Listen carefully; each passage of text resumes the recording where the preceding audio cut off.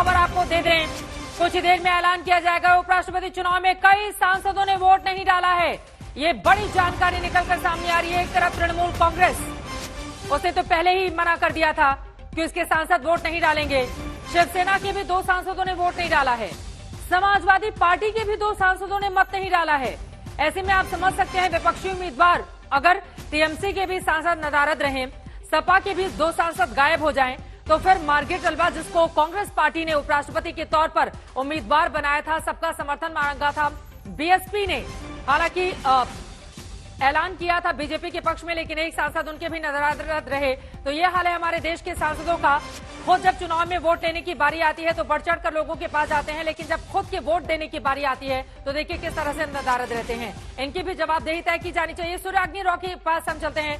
सूर्याग्नि, ममता बनर्जी की पार्टी के सांसदों ने वोट नहीं डाला, पर्दे के पीछे बड़ा खेला हो गया, कांग्रेस पार्टी ये आरोप लगा रही है। आपके पास क्या जानकारी है? इस रणनीति को कैसे समझा जाए सूर्याग्नि?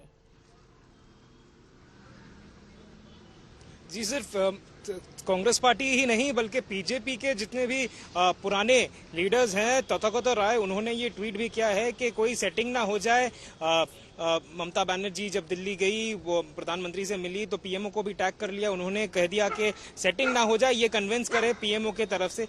ये दावा जो है वो बीजेपी के तरफ से कर दिया। ये बीजेपी के जो फॉर्मर चीफ थे पश्चिम बंगाल के, तथागत राय, गवर्नर भी थे मेघालय के, तो उन्होंने ये दावा कर भी दिया है। लेकिन इस पूरे विषय में तृणमूल का स्टैंड पॉइंट पहले दिन से क्लियर था। अभिषेक बैनर्जी ने पीसी किया था, उन्होंने कह दिया था कि तृणमूल एब्सटेन करेगा, ना वो मार्गरेट अल्वा के लिए वोट करेगा, ना ही वो जगदीप धनखड़ के लिए वो वोट करने वाला है। और इसी के बीच उन्होंने एक चिट्ठी भी डाली थी हर एक एमपी को, हर एक राज्यसभा और लोकसभा के एमपी को, कि पार्टी का स्टैंड क्लियर है कि आपको हम एब्सटेन कर रहे हैं, आप भी एब्सटेन करें, आप अपना वोट ना दे।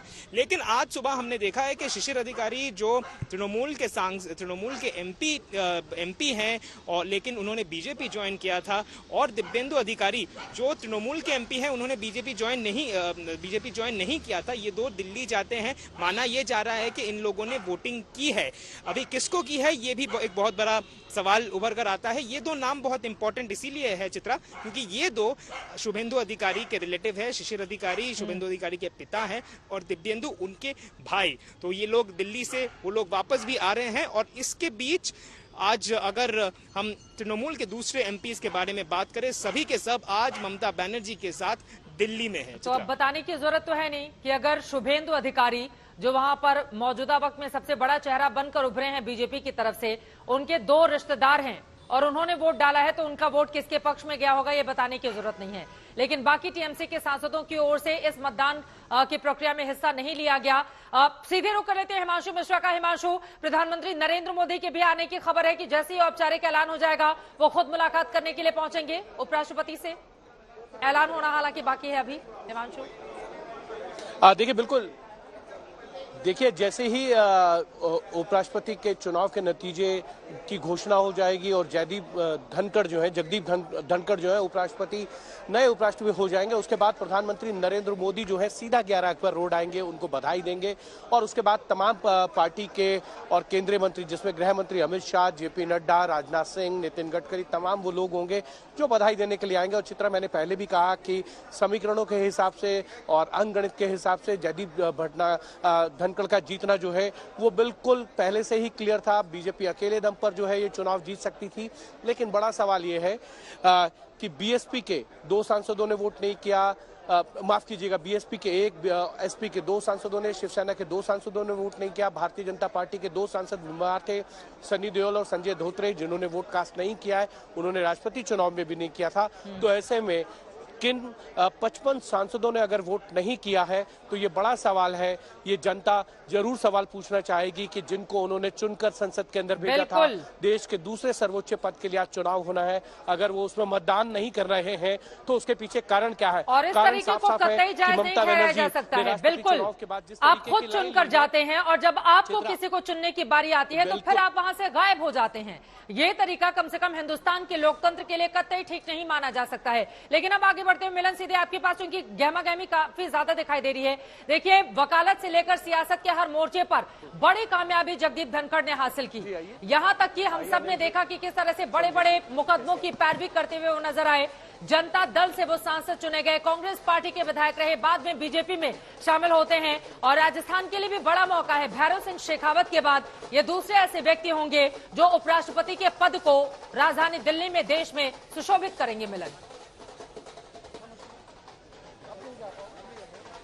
बिल्कुल सही कहा आपने चित्रा, और शायद यही कारण है कि एनडीए के लिए जगदीप धनखड़ एक बहुत सशक्त कैंडिडेट की तरीके से सामने आए हैं, और जिस तरीके का सपोर्ट उनको मिला है वो हमारे सहयोगी हिमांशु बता रहे थे कि ज्यादा भारी मात्रा में एमपीज ने तो वोट दिया ही है, और कई ऐसे लोग थे, जैसे टीएमसी की भी बात करें, उनके भी 2 लोगों ने बढ़ चढ़ के वोट दिया। बट मैं आपको जो सिचुएशन यहाँ पर है 11 अकबर रोड पे जहां मैं मौजूद हूँ वो भी मैं दिखा दूं।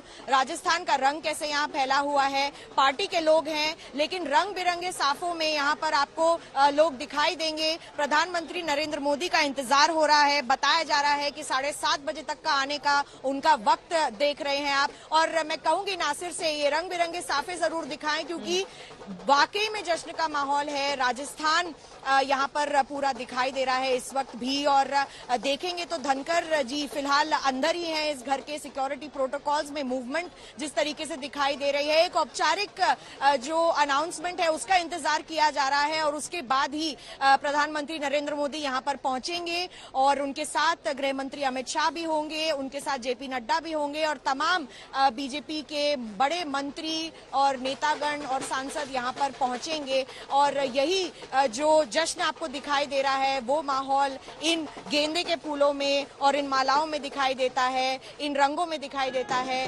पीला और गुलाबी रंग भी दिख रहा है यहाँ पर। सब राजस्थान के जो रंग बिरंगे पोशाक हैं वो भी शायद हम देख सकते हैं। जिस तरीके का जश्न द्रौपदी मुर्मू जी के जीत पर हमें दिखाई दिया था चित्रा, उम्मीद है कि इस दिन भी वही दृश्य हमें दोबारा दिखाई देगा। ढोल और नगाड़ों की आवाज तो घर के बाहर गूंज ही रही है चित्रा। इंतजार किया जा रहा है जल्द औपचारिक ऐलान हो जाए, और उसके बाद वहां पर पार्टी के तमाम कार्यकर्ताओं नेताओं के पहुंचने का सिलसिला शुरू हो जाएगा। जैसा कि जब राष्ट्रपति के तौर पर द्रौपदी मुर्मू के नाम का ऐलान चुनाव आयोग की ओर से किया गया था, हम सब ने देखा था कैसे प्रधानमंत्री नरेंद्र मोदी पहुंचते हैं, बीजेपी के राष्ट्रीय अध्यक्ष जेपी नड्डा बधाई देते हैं, उसके बाद गृह मंत्री तांता लग गया था। आधी रात तक, देर रात तक वो सिलसिला जारी रहा था, और माना जा रहा है कि आज के दिन भी उपराष्ट्रपति के तौर पर जब नाम का ऐलान किया जाएगा जगदीप धनखड़ का, उसके बाद भी कम से कम वही तैयारी इस वक्त देखने को मिल रही है। आप देखिए, ढोल नगाड़े इस वक्त बजाए जा रहे हैं जगदीप धनखड़ की जहां पर मौजूदगी है वहां पर, और यकीनन इन तस्वीरों के जरिए राजस्थानी रंग भी बिखेरा जा रहा है। इसीलिए हिमांशु के पास चलते हैं, जरा पहले सुन लेते हैं।